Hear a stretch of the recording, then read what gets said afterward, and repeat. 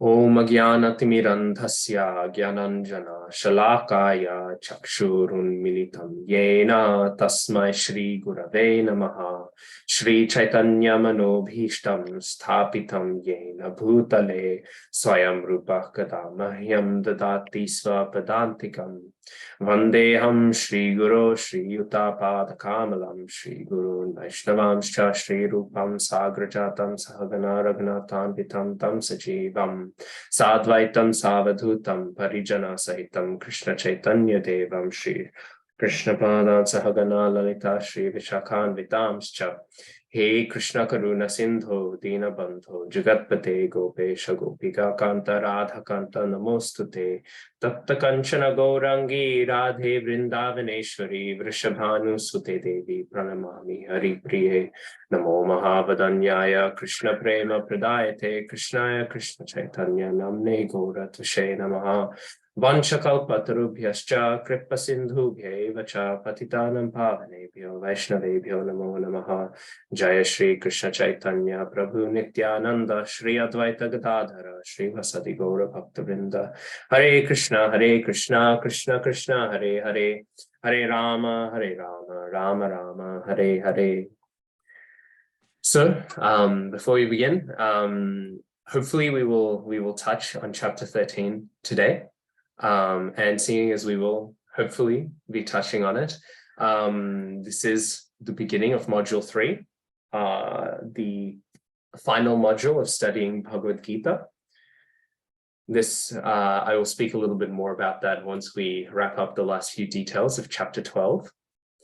But before I get to that, because we are beginning module 3, as I said before, I would like it if everyone could have their videos on. That'll now be an expectation, if that makes sense. Today maybe I'll be lenient, but from next week on it'll be very strict. I'm just flagging it one last time. This is the final. Before I was mentioning it as an option, now I'm mentioning it as a rule, right?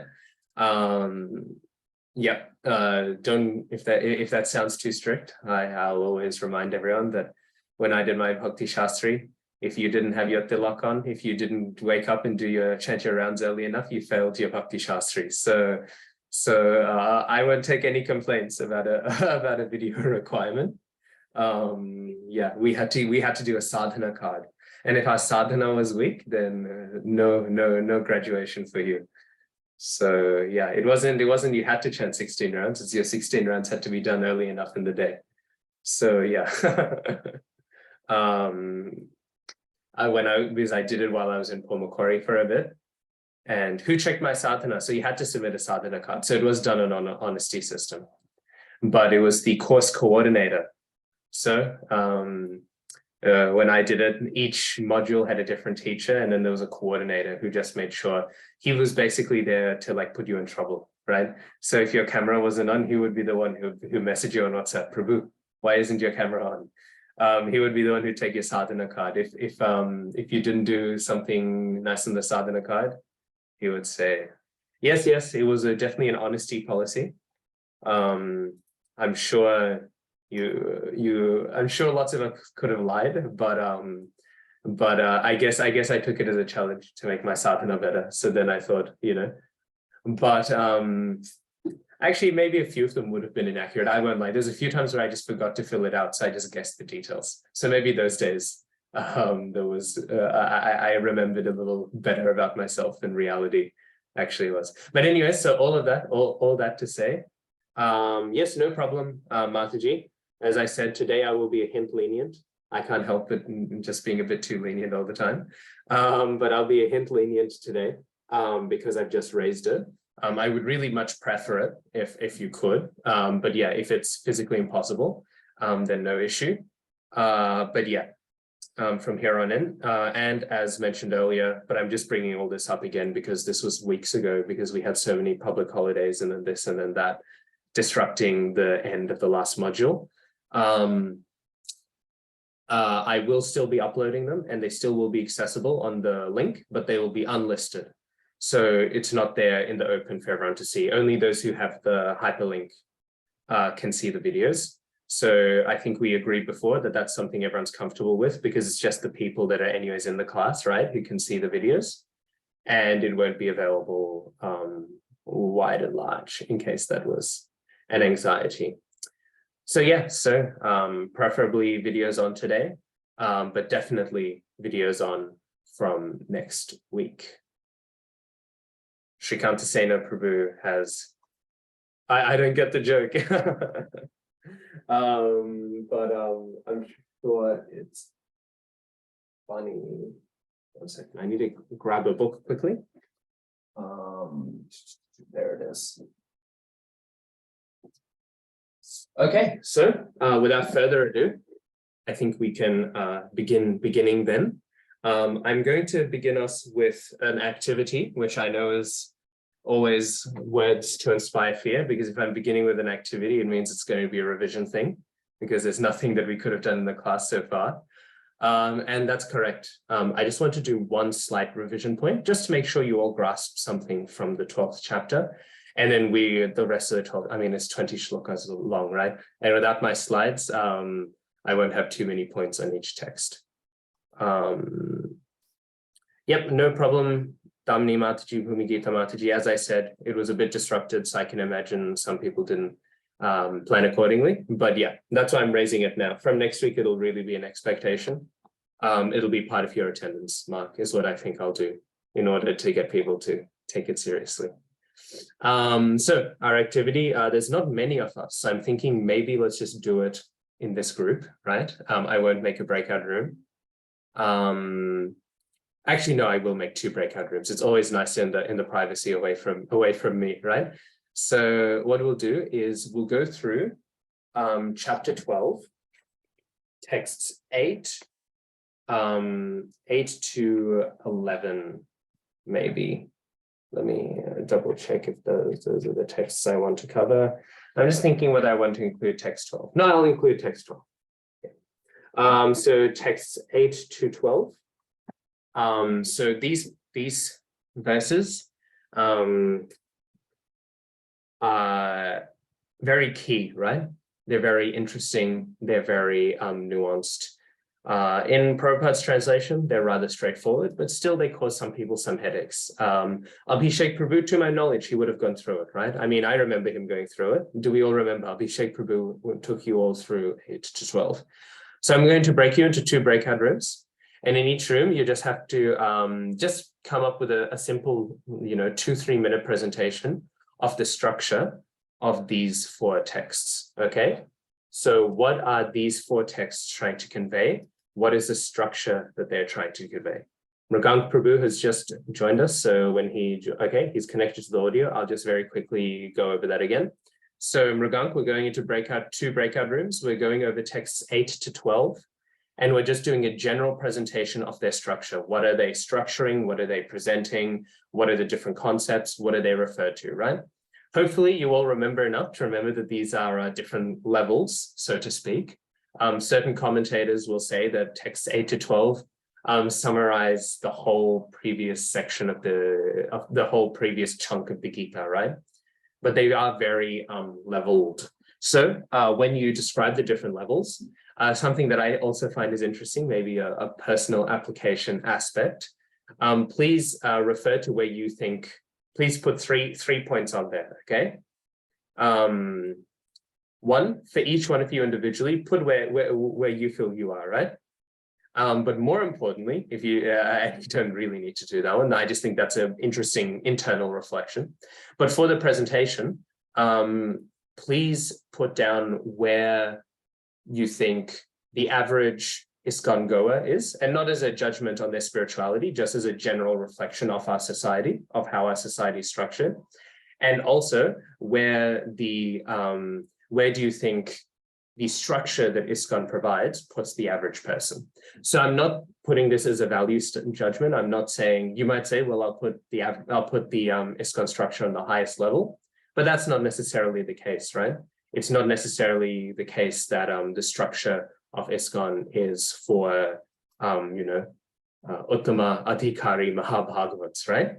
ISKCON structure is by and large a daily sadhana to create Mahabhagavats. So by that implication, It's not that ISKCON structure is primarily catering to the highest level devotees, right? We know ISKCON structure. Anyways, no, I'll discuss it. We know ISKCON structure is built to cultivate preaching and all of these things, which are not actually the activities of the really, really, really high devotees, although they also often can be, but they're not necessarily. Now, that's not an anti-ISKCON spiel. My whole point is that ISKCON creates the highest devotees. What I'm asking is the general structure of ISKCON that we're exposed to, which is the sadhana and structure, which one of these levels that we can break down to is the ISKCON sadhana on? And then where would you say the average temple goer is? Again, not as a judgment on them.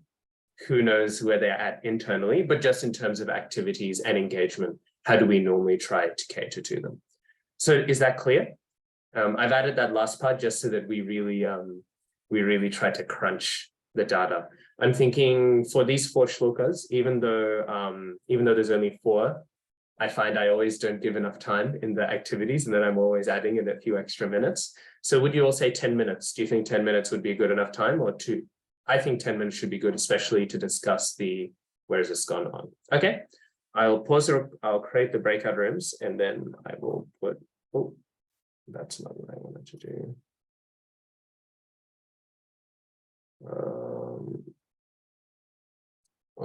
We have somebody just joining, so whoever's in Tarun and Prabhu's and Shavina Mataji's group can explain to them what we're doing.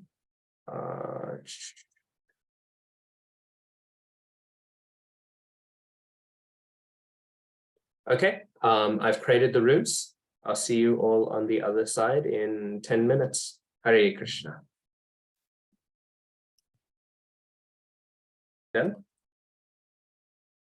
I think let's have group 2. Group 2 was the group with Katyayani Mataji. Would you like to go first, perhaps? Yeah, sure, Prabhu. And Mataji, I'm not sure why, if you can change it, it's just because of the angle of your camera is like you're in a different loka than the rest of us. I'm using my phone. I'm not. Okay. So I'm just. Can you? Yeah, see I mean, me? it's fine if it's more comfortable that way. It was just throwing me off. Okay. Is it better now, Prabhu? Yes. Okay. Yeah.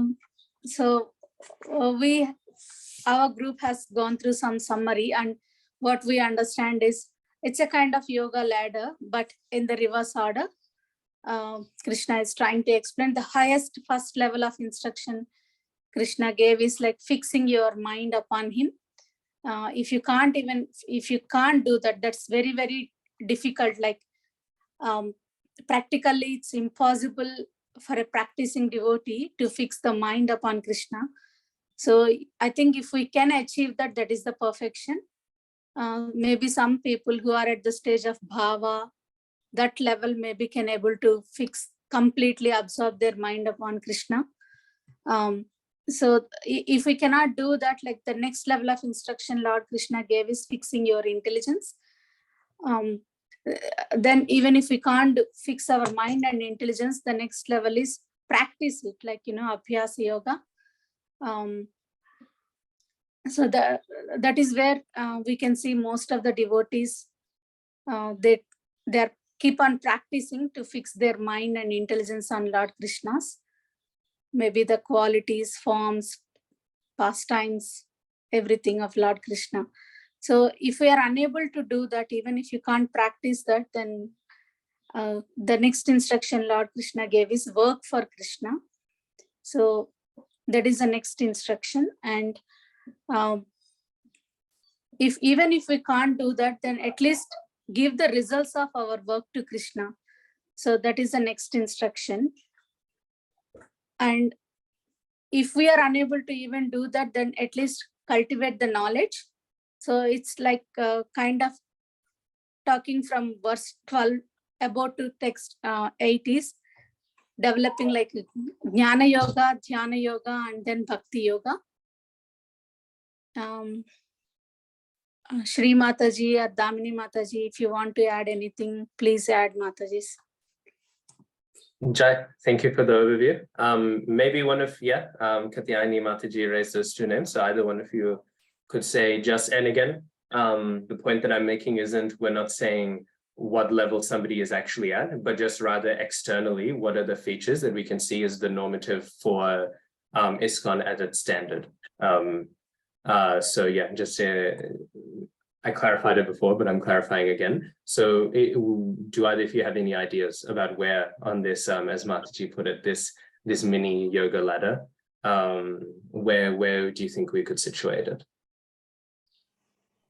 I'm happy to kick us off, and then Damini Mataji can take us through a bit as well. So for ISKCON devotees, we said they'd fit like a lot, or they align a lot with text 9 and 10.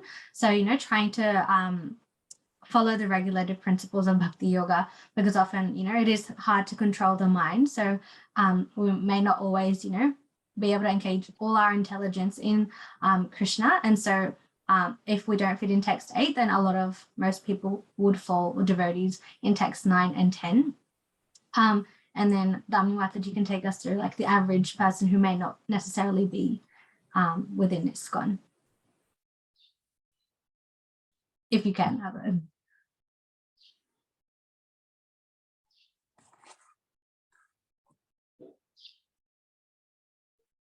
We'll give it another second or so, and then if not, feel free to say any more thoughts you had. Otherwise, we'll move on to group number 1.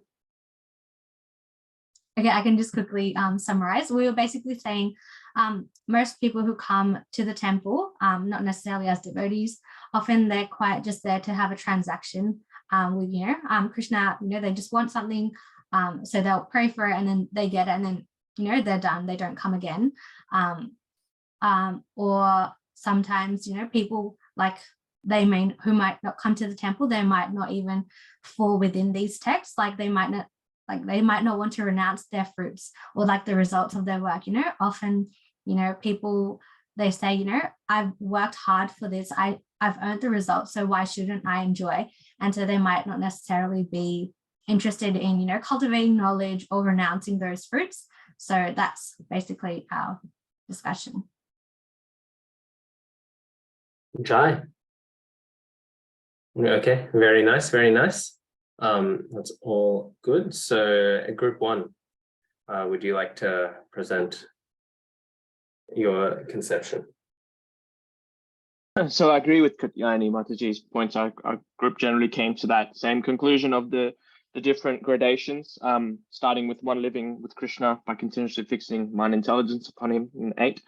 And then following that, number 9 is sadhana bhakti, or practicing regulated principles of bhakti yoga, increasing one's desire and ability to remember and obtain Kṛṣṇa. And the third verse there, verse 10, which is the next one, which is one surrendering one's work. Then 11, surrendering the results of one's work. And then 12, which is cultivating meditation and knowledge. So in that, we, you know, remembering back to Manushanam Sahasreshu and those verses by Kṛṣṇa saying Samahatma Sadurlabha, we can understand kind of, I mean, we're talking in these verses here, 8 to 12, you're talking about the creme de la creme of society. Let's be honest, like you're talking about those who are actually consciously turn their minds towards spiritual life and are spiritual seekers. And so the vast majority of the world are karmakandis, or not even karmakandis. They're just complete full atheists, or engaging in all these sort of activities. And so if we take this out and bring this little part of that graph here, you can see it's kind of like a graph that kind of go where the most is down the bottom end, and then it kind of peters out towards the top end. So naturally speaking, there'd be a lot less or small number of persons who would be living with Kṛṣṇa. And Prabhupada says in the purport there that those who are engaged in devotional service lives in a direct relationship with Kṛṣṇa. Mrunal Mataji actually gave a very nice kind of example of how she was looking at these verses, where she was looking at them as one would look at the different relationships of Kṛṣṇa. We haven't got there with nectar devotion, but in terms of starting at verse 12 with Shantaras and moving progressively like that up into the different levels of ras, and then 8 being Madhurya ras, being the closest relationship with Kṛṣṇa, the most intimate relationship. And so that's how we view that. moving down the scale in terms of looking at ISKCON as a whole, I think ISKCON has been the ultimate goal of Prabhupada is not, we can't just say Prabhupada was happy for mediocrity, or at least some kind of like being okay. He wanted every single person to reach the perfectional stage. But here we also see that in each of these 5 categories, that Kṛṣṇa actually says those who do this, you still reach perfection anyway. So this is my personal view. I'll say what the group said. My personal view is that you can be within any one of these 5, and you will ultimately reach perfection one day, because Kṛṣṇa is saying that in one sense. But the way ISKCON has been structured and the way that the society wishes to hold itself out is generally is ensuring that number 9 takes place, that everyone is engaged in sadhana bhakti, and that there is a regulated practice. It appears that verse 8 is more of the Raganuga stage. Mrigank was pointing that it's more Raganuga.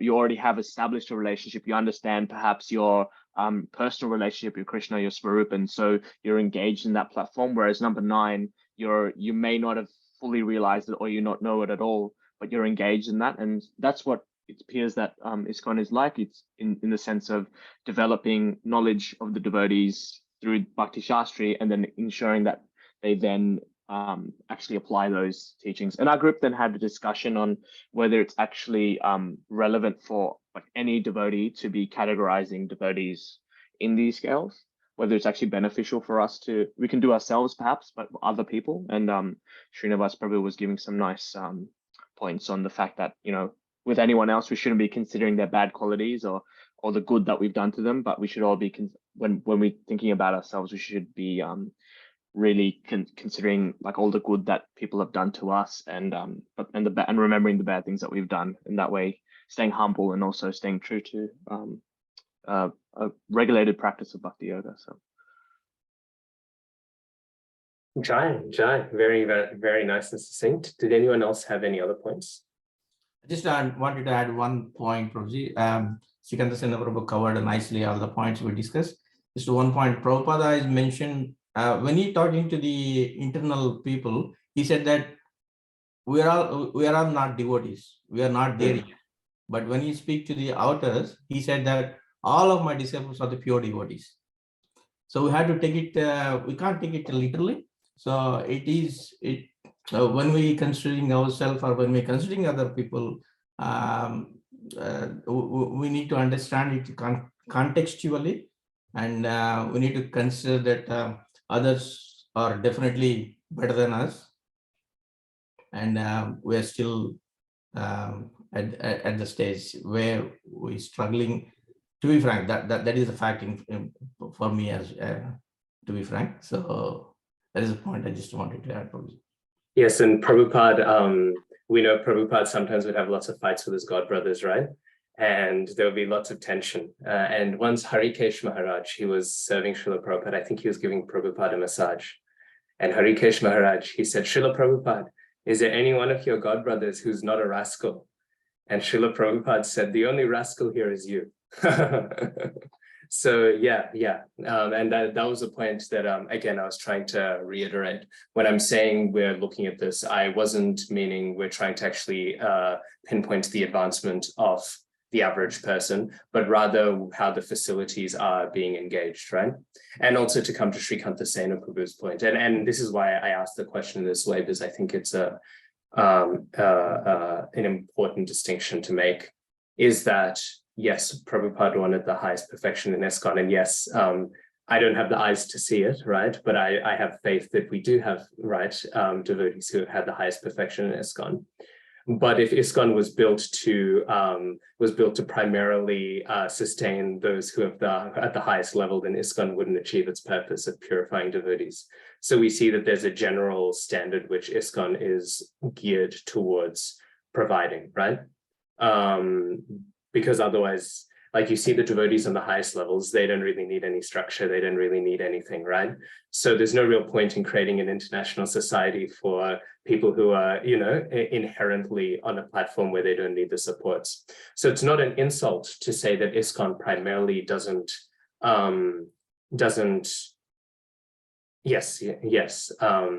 that ISKCON doesn't necessarily, ISKCON standards doesn't necessarily deal to one level. It's in fact the glory of Srila Prabhupada, right? That ISKCON sadhana in general is geared towards one level. Again, that's not to say that it's not even a criticism of ISKCON. It's the very function of ISKCON, right? So there are those 2 points. Another point, actually, one of Srila Prabhupada's godbrothers, and normally I like to name them because I don't know why we have this taboo as if there's something evil about naming them, right? They're all great devotees in of themselves, right? Well, most of them are. But one of them, and he was one who was the most critical of Prabhupada, actually. When Prabhupada would do everything, he was the one, if you read like the records and all, he was the one most often critiquing Prabhupada and everything.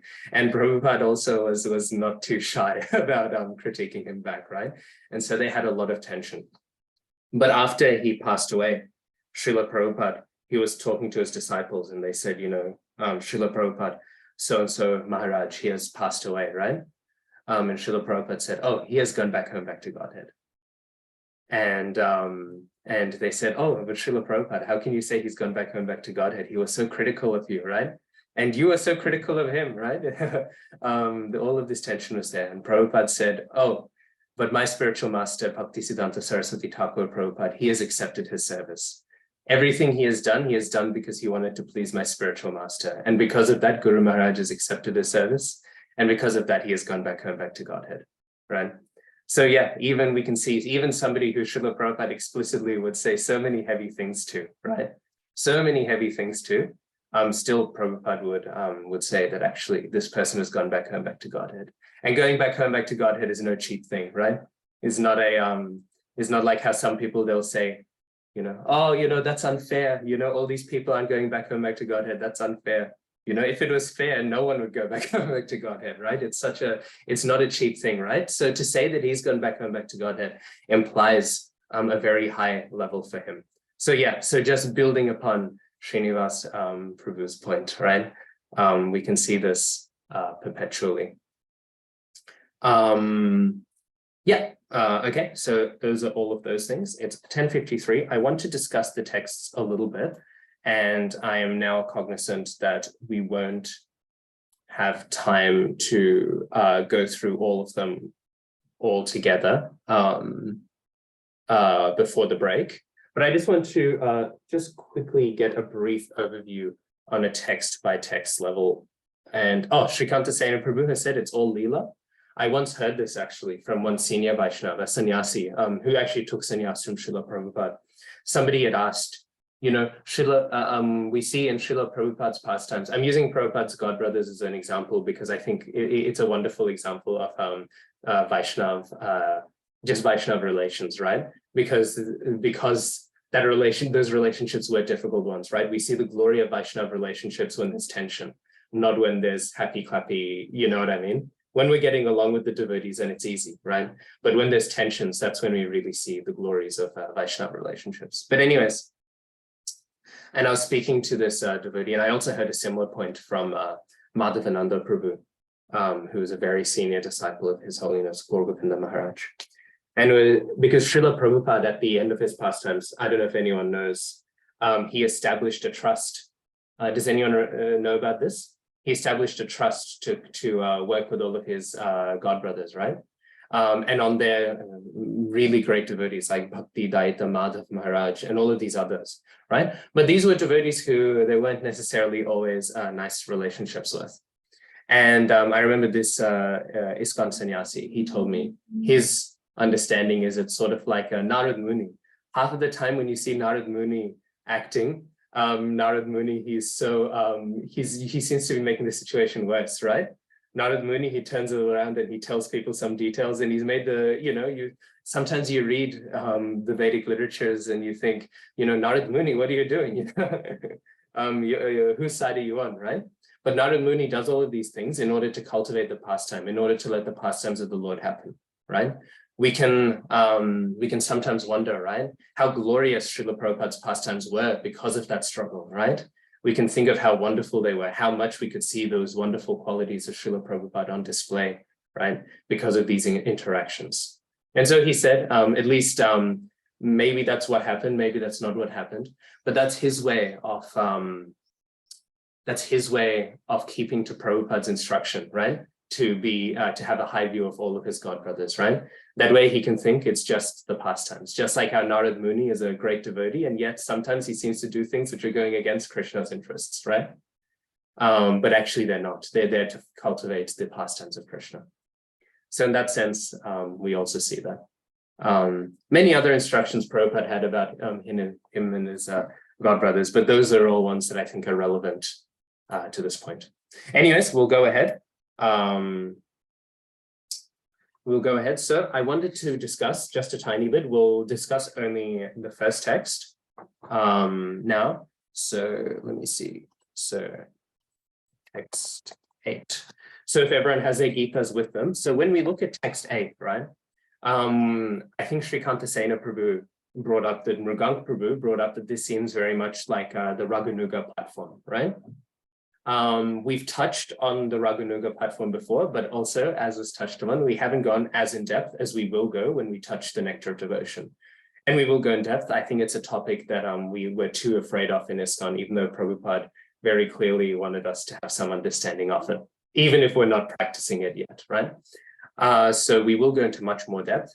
Is everyone here still familiar with the Raganuga, with what Raganuga means? Does anyone want to say? What does Raganuga mean? Does anyone remember?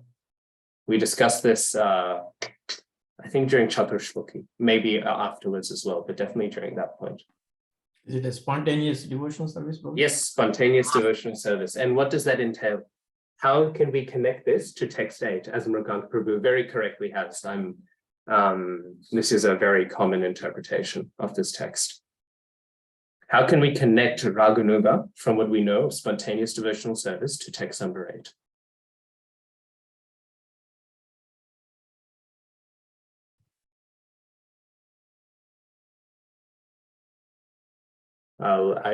As I said, I'm very happy to embrace the awkward silence. So I'll wait until somebody has an idea. You can read through, go over, look at the text. If anyone is feeling though, like they can't remember what Raganuga means, then please ask, because then it's an unfair question.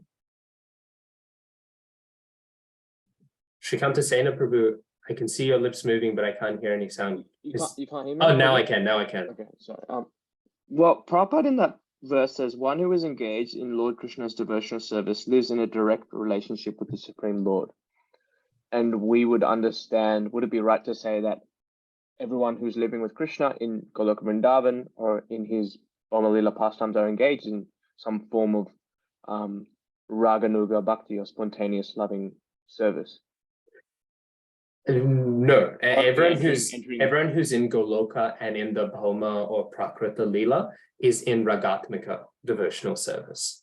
Raganuga means you are following in the footsteps of those who are in the Ragatmika platform.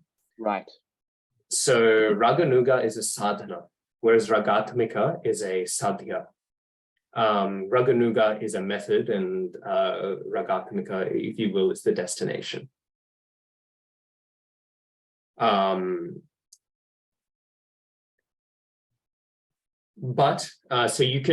So generally, then I think this is maybe then a difficult question, which is good.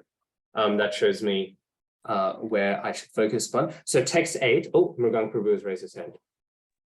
Is it to do with, first of all, this verse shows that it's a sadhana because it's asking you to do something like fix your mind, fix your intelligence. So it's a practice, but at the same time, I think the difference is something like one practitioner can fix the mind and the intelligence, another can only fix the intelligence, another can only do the mind, and that delineates the difference between the higher echelons of Raganuga versus the lower, and then sadhana bhakti and all of that. Sorry, Vaidhi sadhana. Yep, so that's a very good point. I will quickly map these out now so that everyone doesn't get lost in the terms, because I saw a few people were still confused by Raganuga, right? So Raganuga sadhana bhakti is spontaneous, right? and it's very internal. Okay, so in Raganuga sadhana bhakti, one ideally has an idea of what their form is in the spiritual world, right? And they know their relationship with Kṛṣṇa. Now we all know our relationship with Kṛṣṇa, right? We all know what our relationship with Kṛṣṇa is. What is it? Kṛṣṇa Nitya Das, right? We are the eternal servitor of Kṛṣṇa, but that's not what's meant necessarily here. When we say a direct relationship, we mean I know exactly how I relate to Kṛṣṇa. Am I a cowherd boy who's running around with Kṛṣṇa? Am I a cowherd girl, right? Who, you know, etc., etc. We won't get into those pastimes, right? With the specific one, do I know what that is? And if I know what that is, I'm meditating upon it. It is spontaneous because it is spontaneous in the same way a direct relationship is. Maybe it helps us to understand this distinction when we compare it against Vaidhi sadhana bhakti, okay, which is regulated. So Vaidhi sadhana bhakti is deity worship is the iconic Vaidhi sadhana bhakti, okay?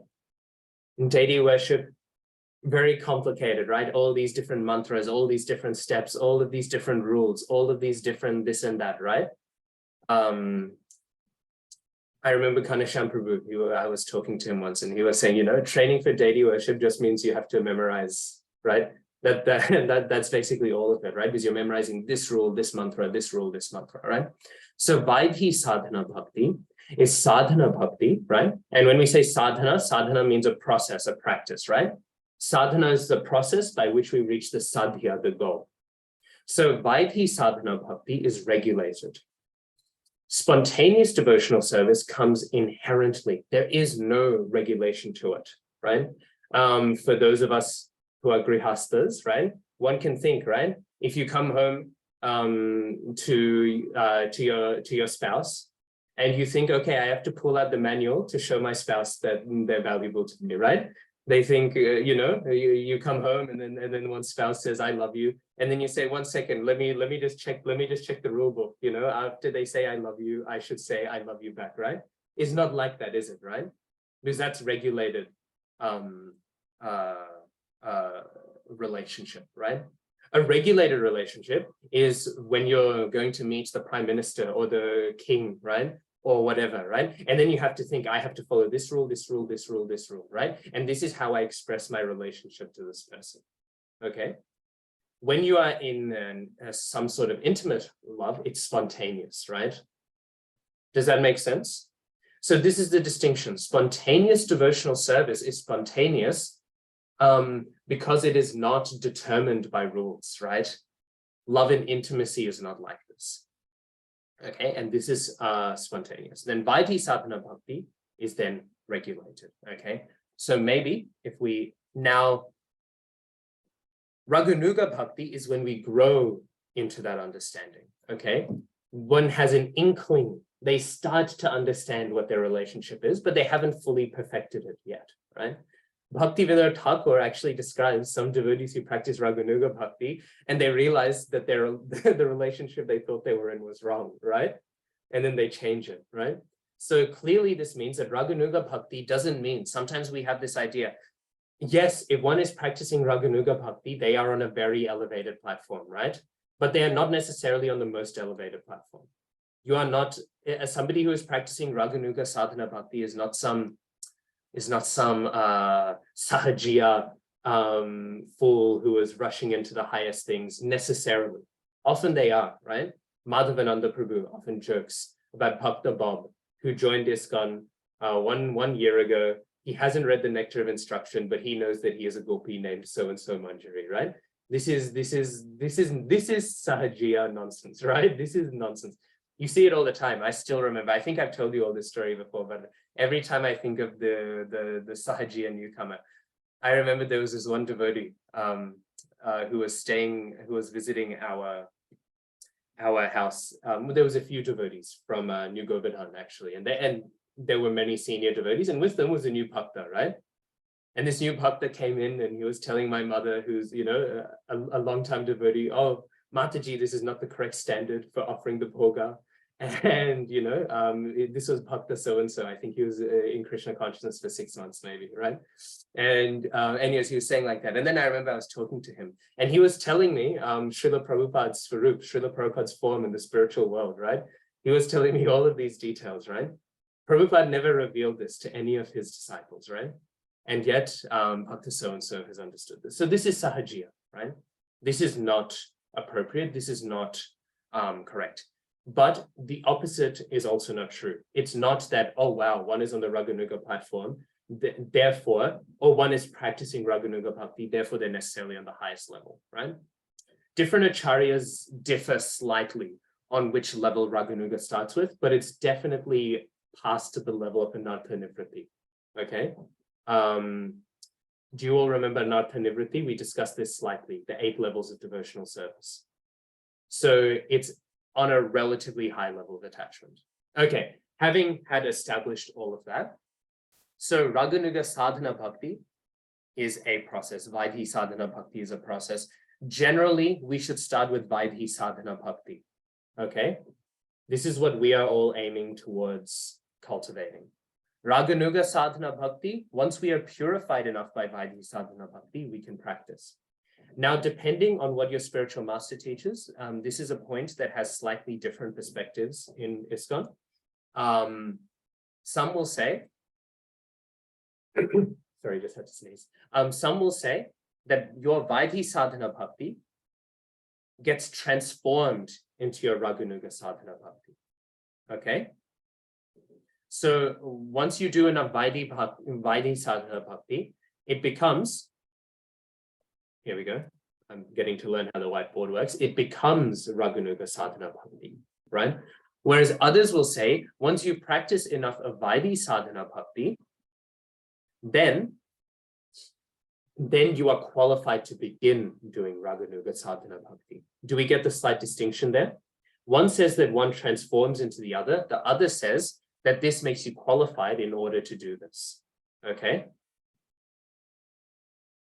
Okay, now, we seem to have gone on a little bit of a tangent, and I'm sorry to have taken your break away, but I want to keep on going with this point, because if I go on a 5-minute break, we'll forget how I'm wanting to connect this.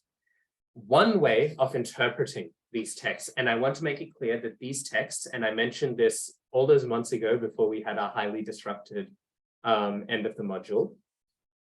One way of understanding this, which is one way among several ways, is, as Mrugang Prabhu said, text 8 is discussing full immersion in Raganuga Sadhana Bhakti. Does everyone have their Gita in front of them just to connect this? Because this will be a little bit technical now. So if you open up, if you have your Gita, go to 12.8, okay? And in 12.8, we'll see there's talks of internal absorption. The reason why this is connected to Raganuga Bhakti is especially when we are in this form right now, if you know your form in the spiritual world, let's just say theoretically, cowherd boy, right? You are a cowherd boy. You are not a cowherd boy in this body, right? This body is still your material body, which is being slowly spiritualized. So when one grows into the understanding of that spiritual body, then one has to meditate upon it, right? Because you can't physically do it, right? And in fact, actually, no, that's a side note. We'll get to that with Nectar of Devotion. All of these details are elaborated upon in much, much greater detail in Nectar of Devotion when we touch upon it, okay? So therefore it has to be mental, which is why, again, Mrugang Prabhu has very nicely attached text 8. Text 9 now. How do we understand text 9? Text 9, as Srila Prabhupada has given it, right, attaches this to the principles of Bhakti Yoga. So text 9, what would we say this is in Srila Prabhupada's translation? What would we say text 9 is? Is text 9 Vaidhi Bhakti or is it Raganuga Bhakti? Mrugang Prabhu is not allowed to answer.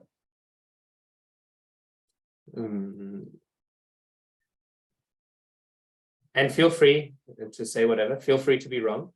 Actually, you can't be wrong because some of our acharyas say one and some of our acharyas say the other, okay?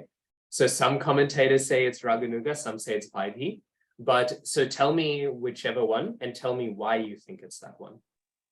Now that you feel comfortable, you can't be wrong. No one has an excuse not to speak. Prabhu, it's both. Because it's somewhat regulated, but it is not detailed regulated. Like it still leaves enough kind of, or mostly it is individuals like to kind of practice in, it's not really spontaneous, but it is in some way. Like the regulation comes that, you know, these are the 4 regulatory principles that you follow. But within that, there is all the flexibility. This is where individual character, individual devotional style, or how they feel, like there is a flexibility there, which is kind of an element of spontaneousness.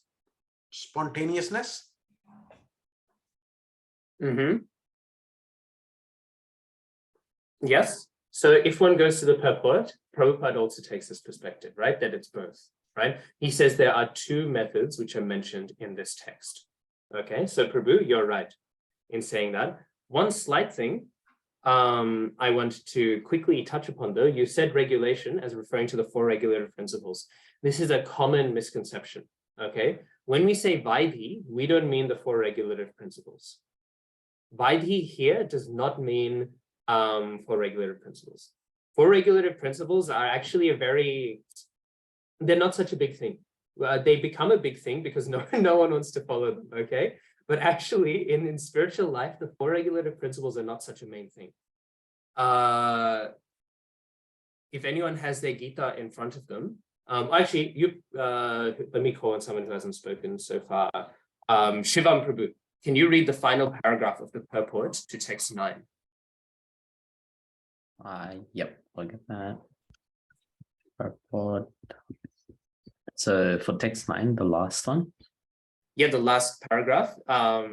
Just read the first 2 sentences. Actually, no, read the whole thing. Read the whole thing. To practice the regulative principles of Bhakti Yoga, one should, under the guidance of an expert spiritual master, follow certain principles. One should rise early in the morning, take bath, enter the temple, and offer prayers and chant Hare Krishna. Then collect flowers to offer to the deities, cook foodstuffs to offer to the deity, take prasadam, and so on.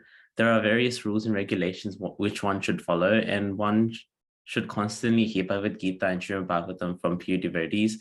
This practice can help anyone rise to the level of love of God, and then he's sure of his progress into the spiritual kingdom of God. This practice of Bhakti Yoga under the rules and regulations within the direction of the spiritual master will surely bring one to the stage of love of God. Jai. Okay. So can somebody who's not Shivam now tell me, what do we think this purport is describing? Vaidhi sadhana bhakti. Vaidhi sadhana bhakti, exactly, right? So it's describing these are the regulative principles. So when we say the sadhana bhakti is regulated, it doesn't mean it's regulated in terms of ethical principles, right? It means it's regulated in terms of these regulative forms of expression.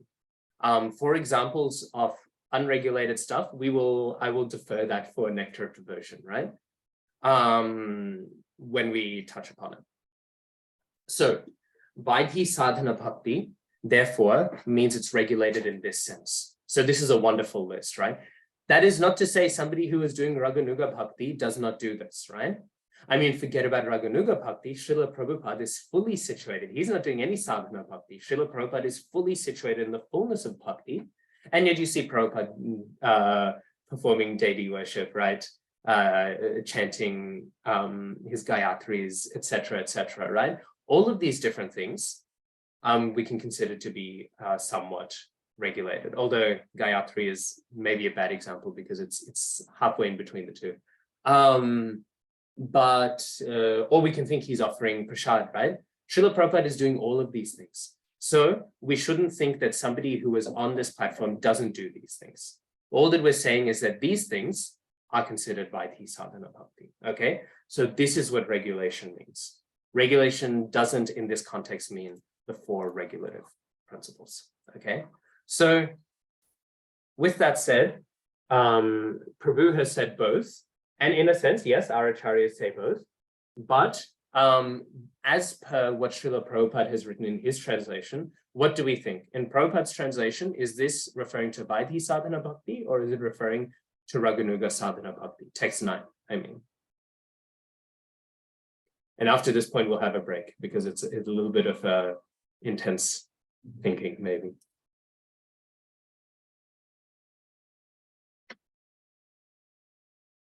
Okay, I hate to do this, but I'm going to call someone out.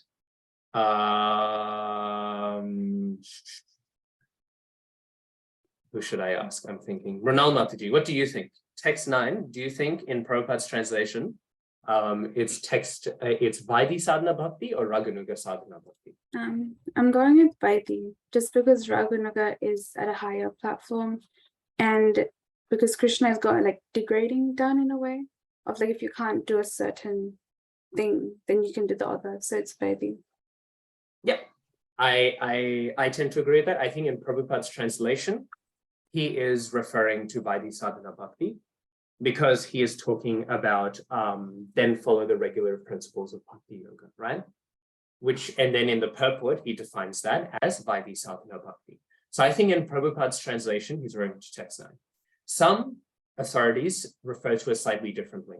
So what they say is that they would say text 8 is referring to full immersion, whereas text 9 is when somebody is only occasionally meditating, right? So different levels of Raganuga sadhana. But just because this is a really complicated section, even just with Prabhupada's translations, we're going to stick on Prabhupada's text for now, okay? We will have a little break. Are there any questions that anyone has? This is a slightly confusing part. If anything related to Raganuga sadhana bhakti, Vaidhi sadhana bhakti, Siddha Deha, etc., etc. No? Okay. We'll take our 5-minute break then. I'll see you all at 11:23. Hare Krishna. Hare Krishna. So I hope we're all back. We were just touching upon this section, and this section is a complicated one. We'll have a relatively straightforward activity to wrap up with the, hopefully in 10-15 minutes, our discussion of this will be done, and then we will have finished chapter 12. I also hope you can all see why I felt like this was very technical and confusing, and I thought better save it for after the test. I didn't want to destroy all of your morale before the test. Like, this is very dry and all. That's why I wanted to save a lot of this content for afterwards. We'll keep on going. I was also mentioning, and I think I should just mention to everyone else now as well, if any of you have surrender onto me, if you want to see like just how nuanced and complex a discussion can get, I'd recommend reading the last appendix in Surrender Unto Me. Just as a quick show of hands, and then we'll really dive into it. Does anyone not have Surrender Unto Me? Vidhi Mataji does not have it. Who else does not have it? Okay, I think everyone, just Vans Prabhu. Please get a copy. If it, actually, Srikanta Sena Prabhu, would you be comfortable sending that PDF to the main group? Yeah, do you want to send it, because I've sent it to you now, Prabhu? Yeah. Everyone's, yeah. I'll send it. I'll send the WhatsApp then at the PDF. At the very least, please have the PDF. It's such a fantastic resource. And yeah, I think, yeah, that'll be the homework for this week, is to read the appendix on these 4 texts. Okay. Answering 2 questions on Bhagavad-gītā verses 12.9 to 12. Yeah, that's the one. Yeah, appendix number 7. Okay, so I will send that. Please read that. It'll help explode it up a bit more than I really have the time or the real understanding to a very, very complex section. Okay, so let's keep on going then. So text 8 to 9, what connects these 2 texts, right? What connects these 2? We've discussed what distinguishes them. What is connecting them? What do they have in common? And maybe if this helps, what do these 2 have in common in contradistinction to text 10?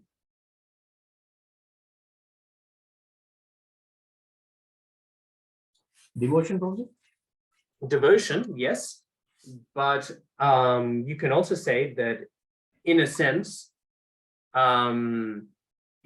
text 10, at least again, when I'm saying text 10, I mean as per Prabhupada's purport, because I don't want to get any more complex than that. But even in text 10, Prabhupada seems to refer to some sort of devotional activity, right? So you're correct. Some commentators actually do at this point start saying that there's a devotional line drawn there. Interestingly, others say that this is where Vaidhi Bhakti starts, just to show you how confusing it gets. But what can we say is a distinction between this one and the previous one, in terms of the fact that Prabhupada in his purport talks about, you know, an office or a temple or build, you know, all of these things for Kṛṣṇa. I guess you could say this is still somewhat. Is text 8, they already developed. Sorry, Prabhuji, can you hear me? Yeah. Now I can. Sorry. Yeah, sorry. Text 8, they already developed the devotion, whereas text 9, they are attachment to the Kṛṣṇa and the text 8, and they are developing their attachment to Kṛṣṇa text 9. Yes, this is a nice one. So we're seeing that here there is a distinction of attachment, right? This is one, right? So that one is causing attachment to grow. Now, Srikanta Sena Prabhu, I saw you had your hand raised. Did you want to add anything? Yeah, there's also something, it seems, I mean, I'm looking at the purport. Let's not look at the translation. But in the purport, it looks like a lot of the things that Prabhupada is saying deals with like internal practices. Whereas a lot of the things that Prabhupada is saying in 10 are all external kind of activities. Yeah, those are the two I was looking for. That's exactly it. I wanted attachment and I wanted internal, external, right? So this is going, let's say, if we're saying attachment, then we're saying internal, right? So even though the arrow is pointing down, this is referring to what distinguishes these two, right? So have I written this in a confusing way? Let me just think if I should flip this arrow around. I should flip the arrow around. I'll do it later. So if you imagine this arrow flipped around, that's the direction we're traveling in. So internal and attachment, right? Oh, Shivam Prabhu has decided to add to the diagram. So text 10 now, what is it describing? It's describing something much more external, right? It's work, right? Which is why some commentators say that this is Vaidhi Bhakti now, right? Because it's a very earthy, graspy, right? Vaidhi Bhakti in general is rather earthy, right? It's stuff we're doing, right? We're holding it. So the main principle, I would say, no matter which way you interpret it, is that, okay, thank you for adjusting the arrow. The main principle is that internality is different, right? The mental platform is much more engaged, right? So this is a movement in that direction. There is attachment. And when you think about it, these two are related. When you are attached to something, your mind can be truly engaged in it. Does that make sense? We can think about this again, classically chanting our rounds, right? I know I'm not so attached to the holy name as much as I wish I was. So many times I'll catch myself chanting and my mouth is moving, but my mind is thinking of something else, right? I don't want to speak for anyone else, but maybe some of you have had such experiences, right? At one point, I remember I was speaking once to one, I'm trying to remember her name now. She's a Prabhupada disciple. She was my mother's brahmacharini authority when my mother was a brahmacharini, Kṛṣṇa Rupa Mataji. And she was telling me, sometimes you're chanting and you think, did I chant a round? You're thinking, did I chant one round or did I chant 2 rounds? You know, you think this, right? The only way you would be having that thought is if your mind is completely not, if you are actually, yeah, exactly. Did I sometimes, and this is me revealing just how horrible my devotional service is. There's some days where I see all my counter beads are done and I think, did I chant the 16 rounds today or was it yesterday? Was it today or yesterday that I chanted my rounds? Sometimes I'll think that, right? This is showing, right? When the mind is not involved, it is hard when there's no attachment, right? But when there's attachment, then the mind very easily is involved. Okay, so let's keep on going just for the sake of time. I'm worried we won't be able to do, because I'm constant. No. Yes, I'm constantly chanting my desire for bhoga. I'm chanting for jalpa constantly, is what I'm chanting. So let's go to text 11 then, right? So this text 10, in Prabhupada's understanding, we could really say is in one sense, nishkama karma yoga, right? We could say, right? Again, this is one way of interpreting it. This is a very complicated section. So text 10, I will say, we could say nishkama karma yoga. That's one way of taking it. Okay? Because it's nishkama karma yoga in the sense of giving it to Kṛṣṇa. Chakravarti Thakur, he has a different name. He calls this Bhagavad-arpana nishkama karma yoga. Too complicated for now. So now we've got this. What then is text 11 in relationship to this 10th text? 11 is also nishkam karma yoga, but you're doing it for some other purpose other than Krishna. But if you're doing it, okay, oh yes, good point, right? So if you're saying, I think you've pointed on a really important part. You're not doing it for the purpose of Krishna now. Can we all find that in Prabhupada's purport? Prabhupada in his purport, he's saying if one is unable to sympathize with the activities of Krishna consciousness, right? So clearly one is not doing this for a desire to please Krishna. I would struggle to say that this is nishkama karma yoga in a detached, impersonalist sense.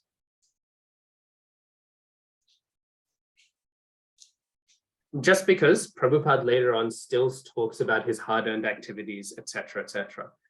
To me, and again, you can feel free to disagree. As I said, everyone is just constantly disagreeing about this whole section of the Bhagavad-gītā, right? So I would take this as being sakama karma yoga. But I'm not saying this this is just my grasping of it. Harijan Prabhu also has a similar reading. To me, this makes the most sense of what Prabhupada is saying, just based on Prabhupada's purports.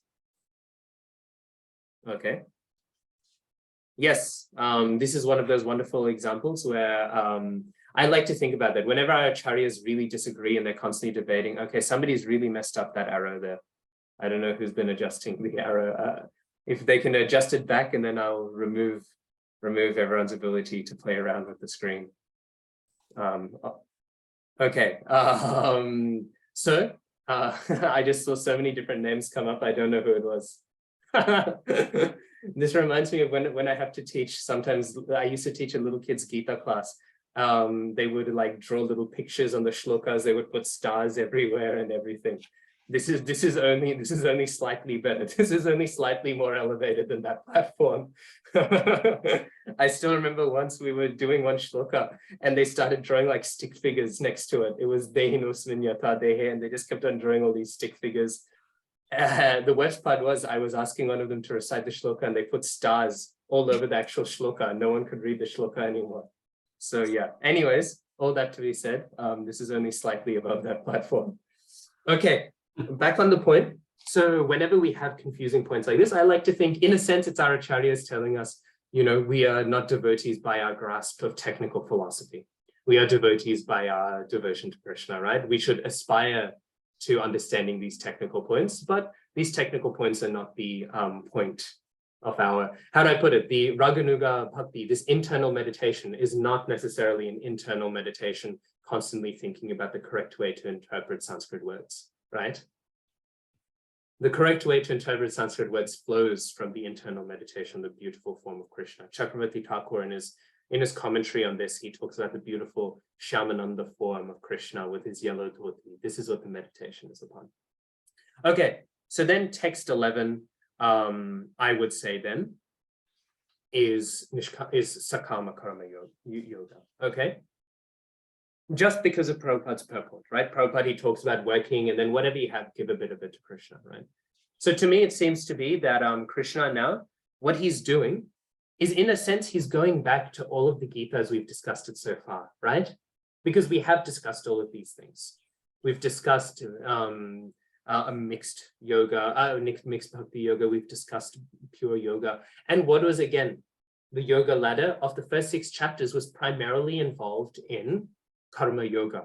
And what is Kṛṣṇa doing? I think Kṛṣṇa is making very clear the point that I will make when we touch upon chapter 13, which I've now realized will be next week.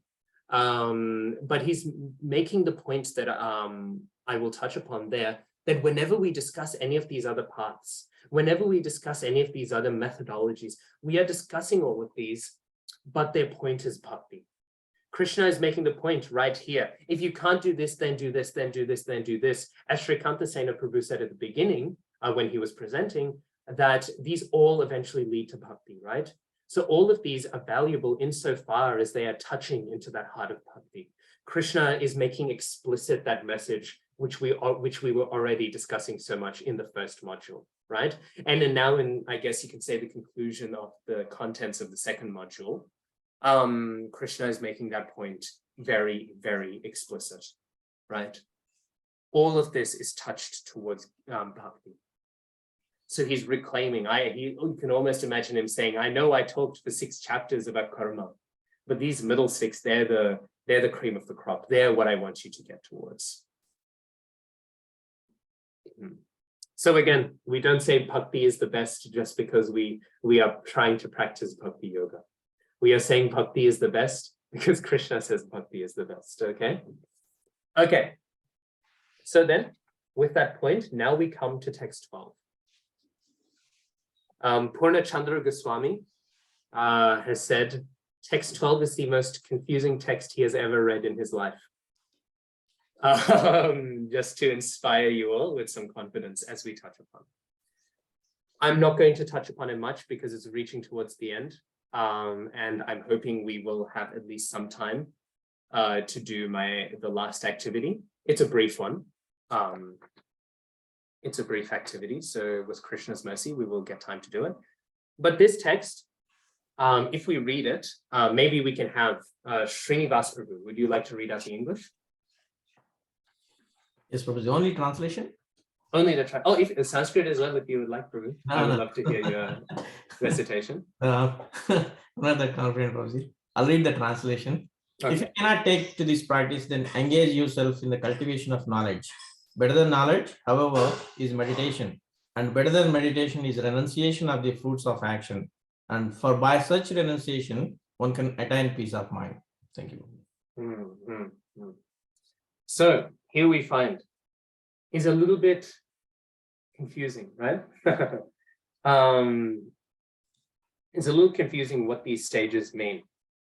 Prabhupada, he gives one sort of breakdown in his purport. Maybe we can have, who have I not asked? I don't think I've asked. Katyayani Mataji, could you read from the purport, beginning from the line in summary? Sure, Prabhuji.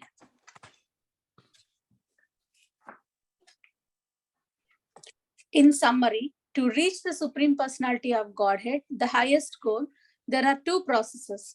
One process is by gradual development and the other process is direct. Devotional service in Kṛṣṇa conscious is the direct method. And the other method involves renouncing the fruits of one's activities.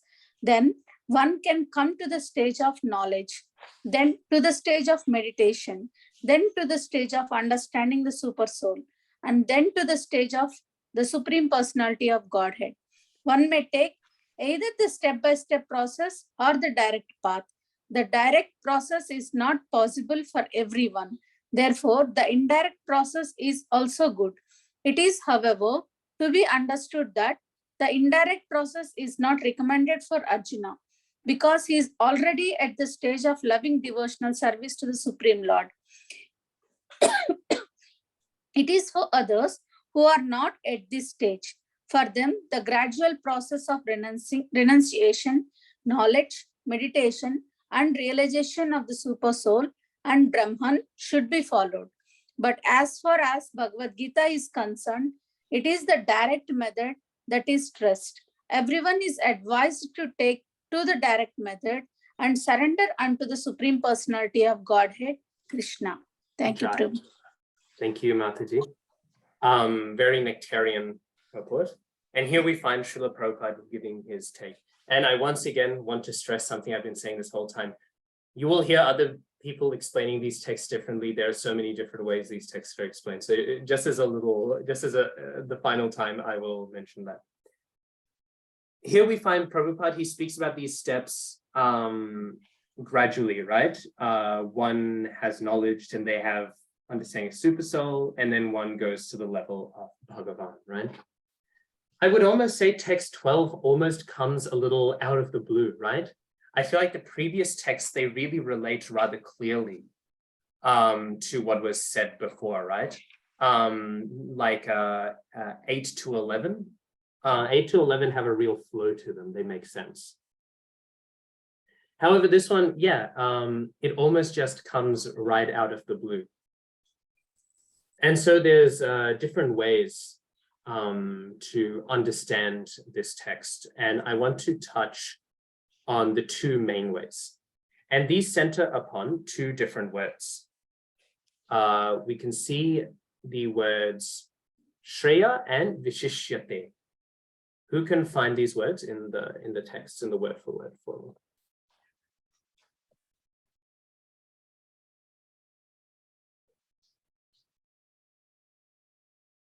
Shreya is a better and a Viśiṣyate is considered better. Yes, right? So what does better mean? Now, this might seem like a stupid question, right? What do we mean by better? Right? But this is where the disagreement and the two perspectives come from.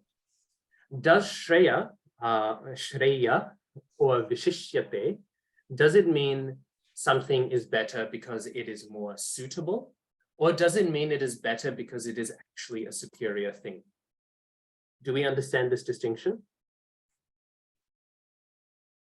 For example, we might say that gold is better than iron, right? We can all agree, right? Everyone's agreeing with that, right? Gold is better than iron. But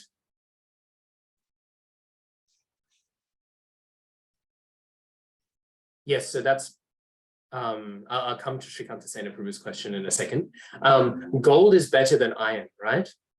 But for a hammer, iron is better than gold, right? To make a hammer. So what does better mean? That is our question, okay? So depending on the ways we understand it, we can understand this section a little bit differently, okay? In terms of Viśiṣyate, so qualified to do, let me just get the word for word up. So, well.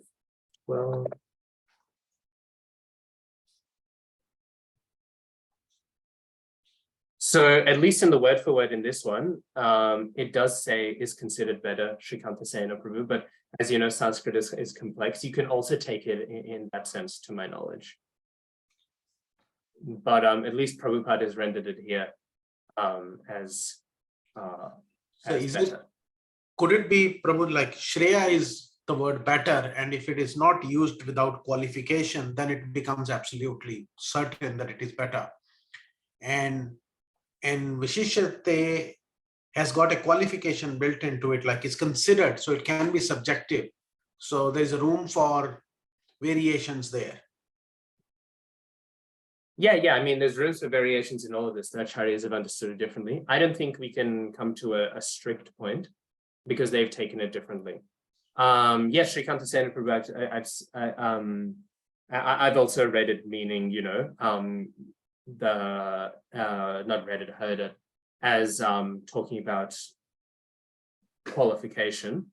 But I think what he's talking about in terms of qualification is what is best, right? If you get what I mean, like he's specially qualified for that which is best, was my understanding of that class. Yeah, I could be wrong though, but that's my understanding of what Prabhupada, he's saying, he is specifically qualified for that best thing. I think they're related concepts, right? You can't divorce the two. Okay, we have 10 minutes to quickly go through Baladeva Vidyabhushan and Vishnu Chakravarti Thakur's systems. And then we will conclude chapter 12 next week with a short activity, and then we will begin chapter 13. Okay, so Shreya. So if Shreya means better in terms of fitting, then what this is referring to, because when we hear this seems a little bit confusing, right? Better than knowledge is meditation, and better than meditation is the fruits of action, right? This is the reverse of what we've just heard, right? Kṛṣṇa has just explained that if you can't meditate and if you can't do this, then take the fruits, then work, right? Isn't this what we've just heard? Kṛṣṇa seems to be reversing it. So because of this confusion, we have, again, different ways of taking it. So Baladeva Vidyabhushan, he says that this is instead flipping it around. When Kṛṣṇa first speaks, he's speaking about things in terms of the ideal. It is ideal you do this, it is ideal you do this. But now he's speaking about it is better you do this if you are at if you're at that level, it is more recommendable, right? So what he means is when he says it is better to do karma yoga, it is better to do renunciation of the fruits of actions. This is easier for beginners, and therefore it is Shreya, therefore it is better, right? If you are incapable of doing this meditation, then yeah, it's better to do karma yoga, right? And this comes up also with Srikanta Sena Prabhu's point about Viśiṣyate referring to qualification, right? Because here it means this is better if you are qualified to do it. This is the way that Baladeva Vidyabhushan understands it. And this seems to be, to my understanding, how Prabhupada is taking it as well, right? Prabhupada is taking it as, on this level you're qualified, and this level you're qualified. So when Kṛṣṇa is saying better here, he means something different, right? And yes, Srikanta Sena Prabhu's come up with that other thing, by far the better, which is echoing also the meaning that's used here. Again, I think Prabhupada in that class, he's pulling out an implication, okay? So this seems to be very yoga ladder. Vishwanath Chakravarti Thakur, he seems to take a different interpretation. And what he's saying is that he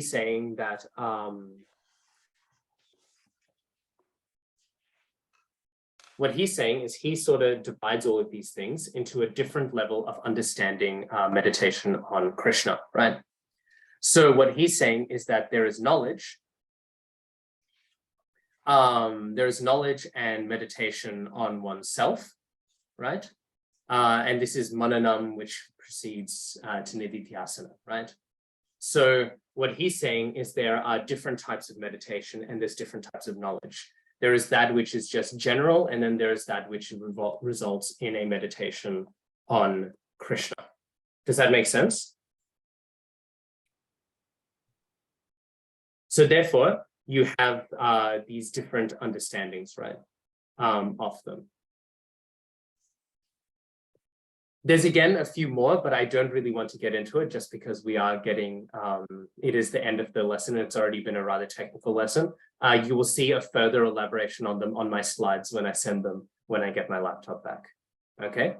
So now to wrap up, we're going to have an activity that will go right to the end of the class. I will close this whiteboard. I don't know how. Basically,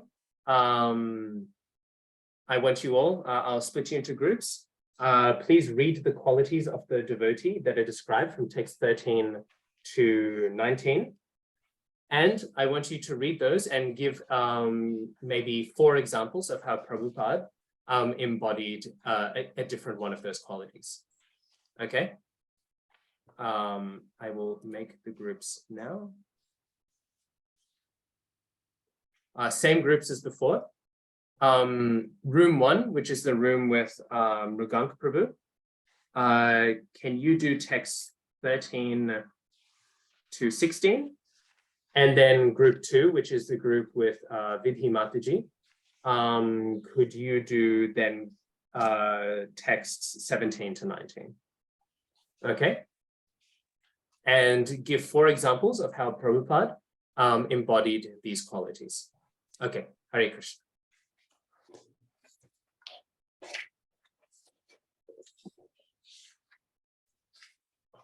Well, okay, let's quickly go through each group. So the group that had to do texts 13 to 16, do you want to shoot your 4 examples of Prabhupada embodying these qualities? Yep. So is that my group or? Yep.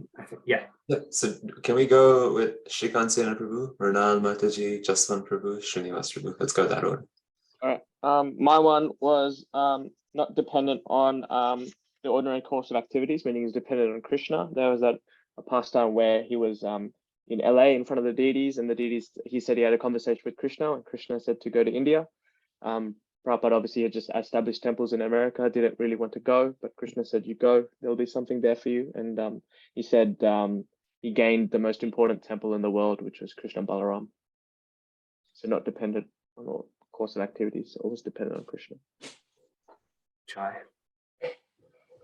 So I selected being equipoised in happiness and distress, and the pastimes where when Srila Prabhupada was fully dependent on the mercy of his spiritual master and Kṛṣṇa during the heart attacks that he had on the boat, and also when he came to the US with like very few like money.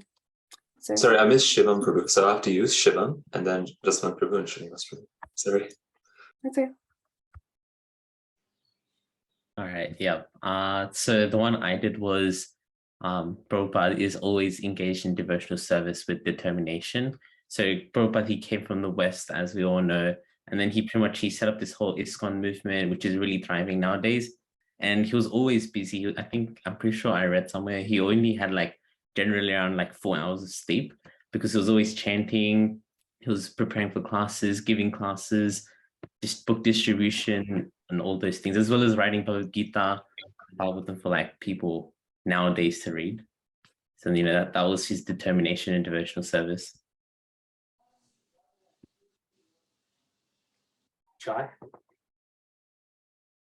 I picked up expert. Prabhupada is expert at cooking, devotional service, preaching. Mainly, I can say communication. Like he knows how to deal with the queries raised by devotees and non-devotees.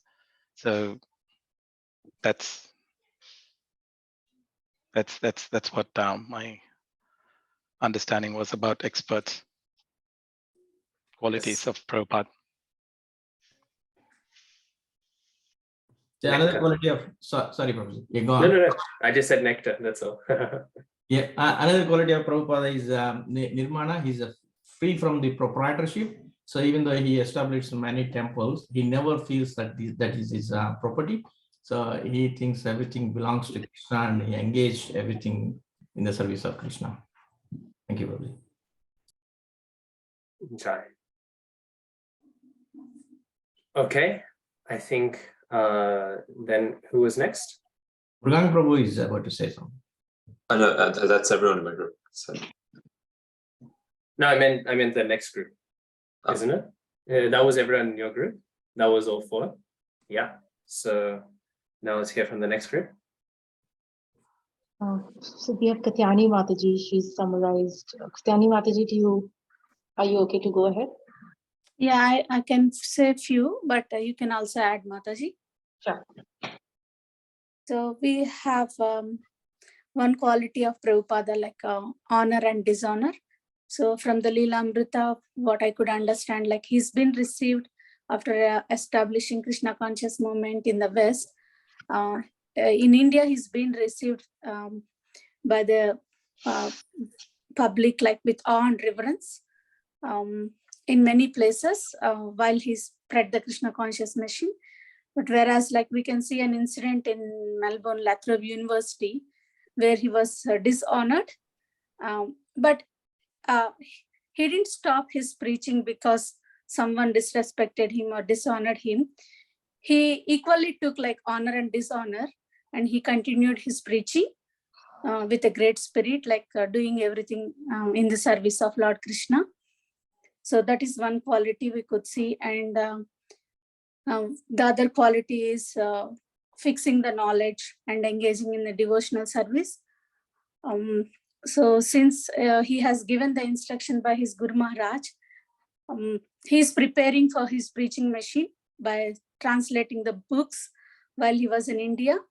And then while doing the preaching, like while touring all over the world, he didn't stop his writings, and he didn't stop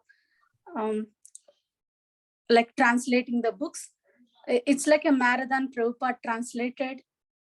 And then we have seen like so many wonderful pastimes of how books were published. Like in a 2 months time, Prabhupada gave to publish the, I think it's the Chaitanya Charitamrita, entire Chaitanya Charitamrita.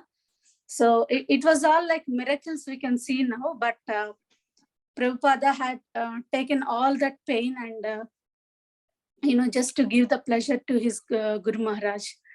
And then we can see how Prabhupada lived without any contamination in the Bowery, with all the people around him, those who are hippies and who are habituated to take the drugs. Even though he is a sannyasi of the highest order, he lived with the lowest conscience of people. And then because of his purity, he made all those hippies into happies. So that we can see the Prabhupada's purity and no contamination. Maybe Vidhi Mataji, would you like to add any other quality? So, Mataji, you mentioned heat and cold on his attire. So we've noticed that, he followed the sannyasi attire in spite of visiting US, which is like extreme cold, but he always followed the sannyasi's protocols.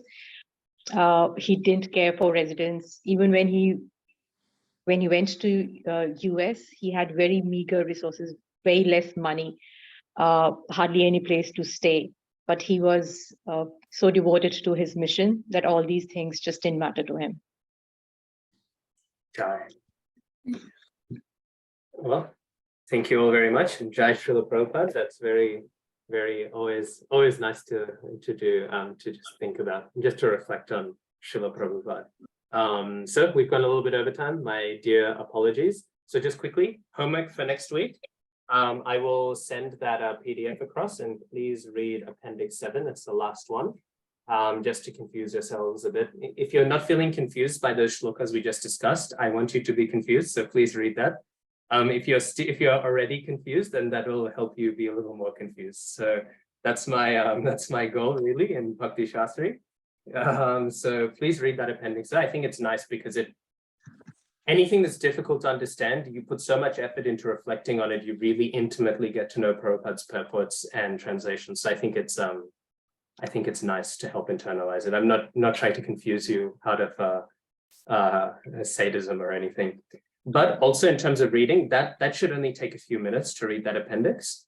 In terms of reading the Gita, once again, we have reading homework. So chapter 13, texts 1 to 19. So the first 19 texts of chapter 13, if you could read those, that's the homework for next week, because next week, we'll have like maybe 5 minutes discussing chapter 12, and then we will properly begin chapter 13, the Jnana section of the Gita Virga. So with all that, does anyone have any questions? I will get you, I think I discussed with everyone who's done the shloka test, I will get you your feedback for your open book assignments in a couple of weeks. The reason why I didn't give it for the first batch is because I lost a few because of the whole WhatsApp kerfuffle. And I feel bad to give some devotees feedback and some not feedback. I feel like that's an unfair treatment. So I'd rather just not give anyone. But if you really desperately would like it, I'm happy to discuss one-on-one. Just message me, and I'm happy to discuss it. But I don't want to give general feedback. I don't want to give individual feedback to some and not to others. But I will give your feedback and individual marks for all of them That's why I asked for all of them to be emailed this time around. Okay, besides that, I think that's everything. Does anyone have anything to bring up, or we can wrap up? Okay, Grantharaj Srimad Bhagavad-gītā ki jai. Srila Prabhupada ki jai. Panchakalpatarubhyascha Kripa Sindhubhyeva cha Patitanam Pavnebhyo Vaishnavebhyo Namo Namaha. Ananta Koti Vaishnava Vrinda ki jai.